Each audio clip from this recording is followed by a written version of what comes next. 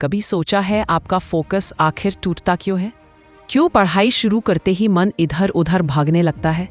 क्यों किताब सामने होती है पर दिमाग मोबाइल में, चैट में, यादों में, डर में या भविष्य की चिंता में भटक जाता है?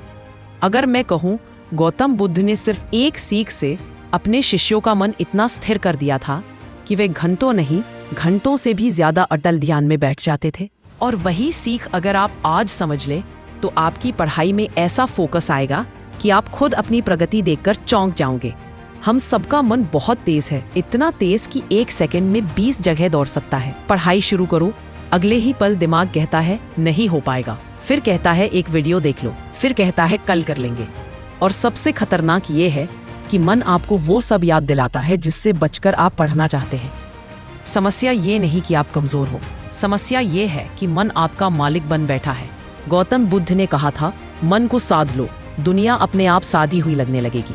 जब लोग बुद्ध के पास शिकायत लेकर आते थे कि भगवान ध्यान नहीं लगता, मन भाग जाता है, मैं स्थिर नहीं रह पाता, तो बुद्ध मुस्कुराकर सिर्फ एक बात कहते थे, तुम मन को रोकते हो इसलिए वो भागता है।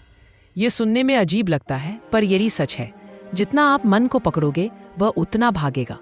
एक बार एक युवा भिक्षु बुद्ध के पास आया, उसने कहा मैं ध्यान करता हूँ पर मेरा मन भटका रहता है, क्या करूँ? बुद्ध बोले तुम मन को मत पकड़ो, उसे सिर्फ देखो जैसे बादल आकाश में तैरते हैं। विद्यार्थियों के लिए इसका मतलब समझो, जब पढ़ते पढ़ते आपका मन कहे चल मोबाइल देख ले, तो आप उस आवाज को पकड़ो मत, उसे सिर्फ देखो।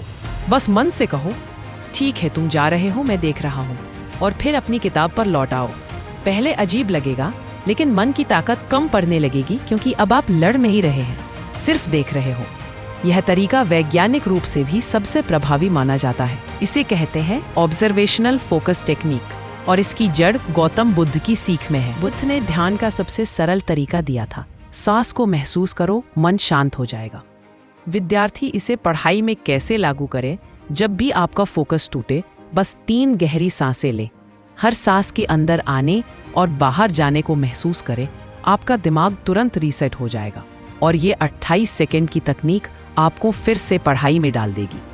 याद रखो, आपका मन कोई मशीन नहीं है कि आप कहो और वह तुरंत मान जाए, उसे रीस्टार्ट की जरूरत पड़ती है। सांस वही रीस्टार्ट बटन है। बुद्ध हमेशा कहते थे एक समय में सिर्फ एक कदम। विद्यार्थी जिस वजह से फोकस खोते हैं वह यह है कि वे एक साथ बहुत कुछ सोचने लगते हैं। पूरा सिलेबस, एग्जाम का डर, भविष्य का दबाव, अपनी तुलना दूसरों से, और फिर दिमाग कहता है ये सब बहुत ज्यादा है।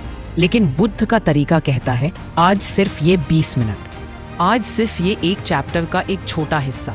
छोटा लक्ष्य कम मानसिक तनाव लाता है और ज्यादा फोकस दिलाता है। यही कारण है कि टॉपर्स कभी पूरा लक्ष्य नहीं देखते, वे सिर्फ अगला छोटा स्टेप देखते हैं।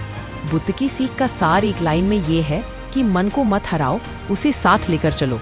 यानी जब मन भाग रहा हो उसे दोष मत दो, उसे मारो मत, उसे पकड़ो मत, बस उसे देखो, सांस से उसे शांत करो और फिर छोटे लक्ष्य देकर उसे दिशा दो।